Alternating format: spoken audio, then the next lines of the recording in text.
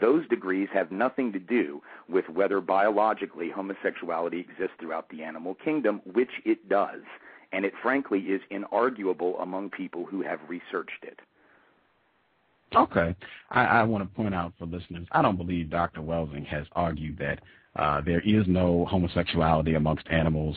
She may have. I could be incorrect about that, but I have not really seen her speak about that.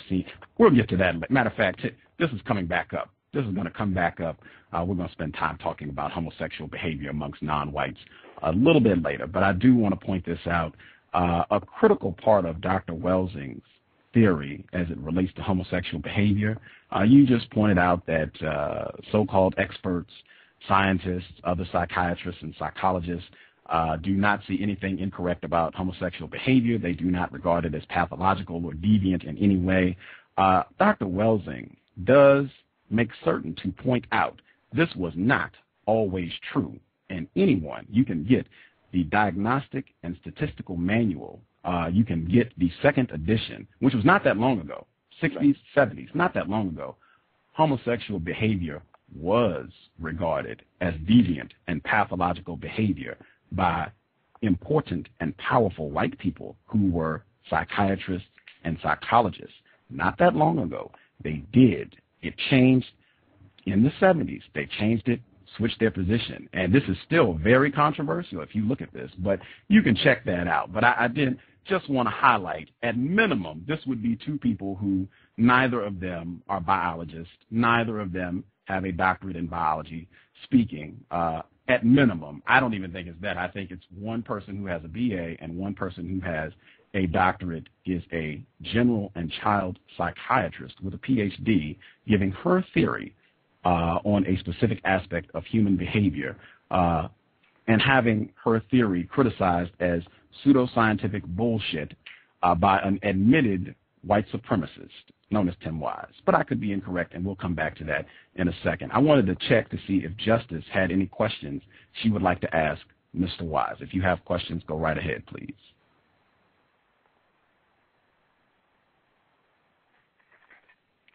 How do you practice white supremacy every day? I think the way that I guess I practice it is just by virtue of living in it. You know, if you live in a system of white supremacy, as long as that system is in place, if you're white, you're going to receive certain advantages, you're going to receive certain privileges, you're going to receive certain benefits. And to the extent that you receive those every single day, even if it's sort of passive, you're not necessarily asking for them, you're not necessarily going out and looking for them, but they're coming to you anyway, then you're practicing it. You may be practicing it not as actively as someone else who's deliberately going out to hurt people, but you still practice it. So, you know, if I go shopping, if I go driving around the neighborhood, if I apply for some kind of job or for a house and get a mortgage or, you know, anything like that where I'm going to receive benefits because I'm white or where someone's going to look at me and treat me better because I'm white. Whenever that happens, I'm participating in it. I'm practicing it, I guess you could say, indirectly, every single day, you know. And so just about any time you go out of the house, if you're white, if you, like I said, go shopping, go to a job interview, go to a bank, all the different places where discrimination could happen against non-white peoples, and so often does happen, you'll be practicing it in the sense that you're getting benefits from it.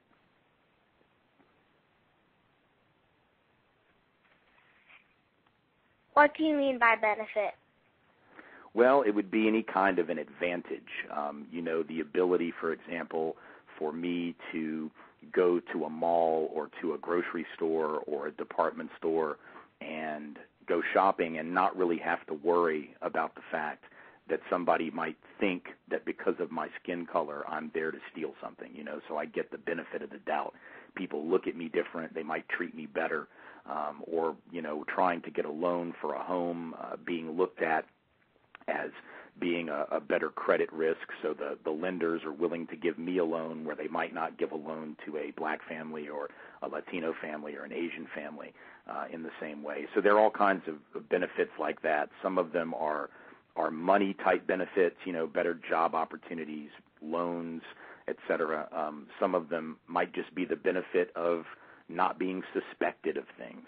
I've talked about before in some of my writing and in my speaking that when I was in college, there was the ability of those of us who were white in college to engage in behavior that was frankly illegal. And by that I mean drug use or drinking alcohol underage, for example, and never really have to worry that police were going to treat us the way that we knew they would treat a person of color doing the very same thing. So it was the benefit of knowing that we would be able to get away, frankly, with that kind of behavior, and the fact that people of color would not be able to think that they could get away with that. So that's a benefit too. Little indirect, but still a type of benefit. Okay, back to the "Are you a racist?" question. Sure. Question. When Gus asked some questions earlier, like short ones, I forgot what they were called. I forgot what he was. Sure. What questions they were. But those were yes or no questions, and I was thinking that you could easily answer the "Are you a racist?" question. It's either a yes or a no. I don't really, just yes or a no. Right, and the reason that I'm saying that, and also, if you're non-white, would you be a racist or a non-racist? It would be a non-racist. Right. So okay. if you're white, then you would be a racist. So okay. Well, if you're looking at it that way, then you can answer it that way, or I could too. But what I'm trying to say to you, and if I'm not being clear, that's my fault. But what I'm trying to say, and I'm not trying to be at all confusing in saying it, is the question, are you a racist? It's like, for example, when I was a kid, there were times when I would lie to my parents, like I think every one of us probably has done, or when I would cheat in school. I might cheat on homework. I might cheat on a test. So if you were to say, Tim, have you ever cheated on a test? My answer would be, well, yes. But if you were to say, Tim, are you a cheater? Technically the answer is yes, but the problem with saying it that way is that when you say Tim is a cheater or Tim is a liar or Tim is a racist, it seems to me, it sounds to me like that is a sort of all or nothing statement where you're making a statement about someone's core, character, that is all they are. That's who they are, and that's all they are. So I think the difference, and this is why I say it the way I say it, when I say I have internalized certain aspects of racism and white supremacy, to me, that's a little different than saying I am a white supremacist or racist, because if you say Tim is a white supremacist or racist, the implication is that's what I am and that's all I am, and that somehow is like a controlling character flaw. And I'm saying that's no more fair than to say someone who's cheated on a test is a cheater, period, end of story. It just seems to me those sound different. And so that's why I'm trying to make a distinction. I'm not trying to be cute or be smart or be confusing. I'm just saying it seems to me that the statement so-and-so is a blank, whatever the blank might be, fill in the blank with whatever word you use, is a little bit more unforgiving than to say, look, we live in a system of white supremacy, therefore, yes, I and everyone else will have internalized certain aspects of that.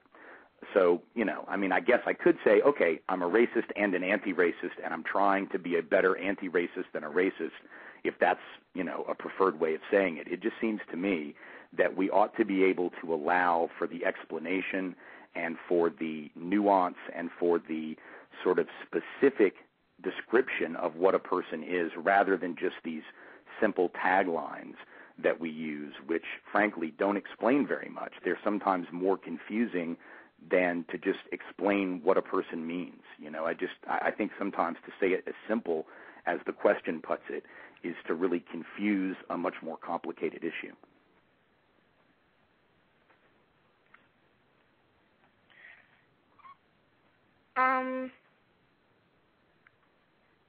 Okay, that'll be all for now. Okay. I just want to point out live contradiction. I'm glad I'm taking notes. When Justice was asking questions, At the beginning of the program, you said it's not complicated, and now you just said it is complicated. I hope everybody caught that. And that sort of foolishness just shouldn't be happening with someone who has 20 years of experience alleging to work against racism, white supremacy, to have total contradictions. It's complicated. It's not that complicated. I'm racist. I'm anti-racist. You talk about confusing. You're interrupting. That sort of contradiction, whoa, that's way more confusing than, are you a racist? Yes. I could be incorrect. And again, I want to highlight this. This is important. I'm not about dogma. I don't come on this program and tell everybody, you need to think the way I think. Everybody, every non-white person should think exactly how I think. I do not agree with Dr. Frances Cress Welsing about everything. In fact, I am not following doctor's orders today. Dr. Welsing said, she suggested that I not have you back on the program because she feels when you go out to speak about racism, white supremacy, you end up confusing non-white people, and that could be the effect of this program, that you end up confusing listeners, non-white listeners, further. I didn't agree. I felt there is no non-white person, to my knowledge, who is publicly scrutinizing and critical of your work as an alleged anti-racist. And that'll probably be the only time I reference you as an alleged anti-racist, because I don't even feel that your work qualifies as alleged anti-racist work.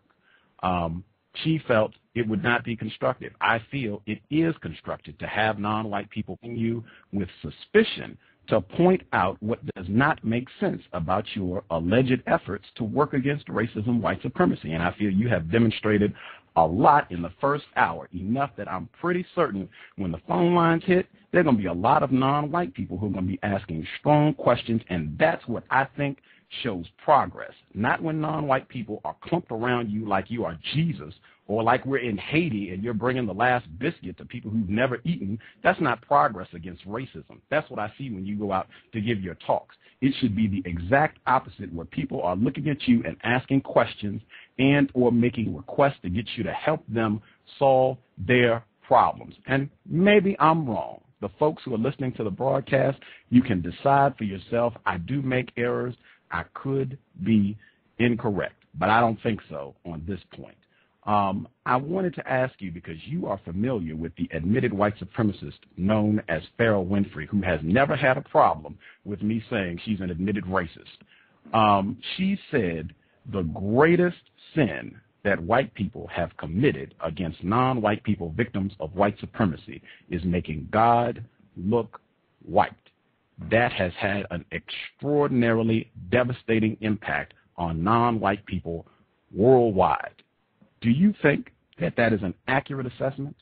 I think that's a very good assessment. I think it is definitely one of the biggest ways in which white supremacy has been maintained and perpetuated. So I agree with Farrell that the whitening of God is definitely among the most important. I don't know how I can rank it, but it's right up there as one of the most important elements, if you will, symbolically, that keeps white supremacy in place and that help create it and sustain it. Yes. Okay. Symbolically, I feel, and particularly when I saw you in Seattle, it was in a church. Symbolically, to have that white person, Mr. Tim Wise, coming and speaking ferociously. As Mr. Fuller said, Tim Wise sounds better than millions of black people who attempt to speak about racism, white supremacy, and I unfortunately agree, which speaks to the confusion of non-white people. I have said repeatedly, I would much rather have Tim Wise on my program than a myriad of other non-white people. I would much rather have Mr. Wise because he is very informed. He has read Dr. Welsing's work. He has read Mr. Fuller's work. He has read Dr. Marimba Ani's work. He's extraordinarily informed about racism and white supremacy. And you understand, Christianity has been used by racist white supremacists to further condition and harm non-white people. I feel you have to understand symbolically a white person going to a church to talk to non-white people about racism and having them come to the altar. I've even witnessed that, come to the altar with tears in their eyes. Oh, Tim Wise, sign my book. pet my child. Oh, Tim Wise, you're the greatest. You have got to understand this is simply replicating exactly what racism, white supremacy does. White people being dominant to godlike in relation to non-white people. It's replicating exactly what we see on the news every night with Haiti. White people swooping in to the rescue. Shout out to the Oreo experience. Am I saying anything crazy or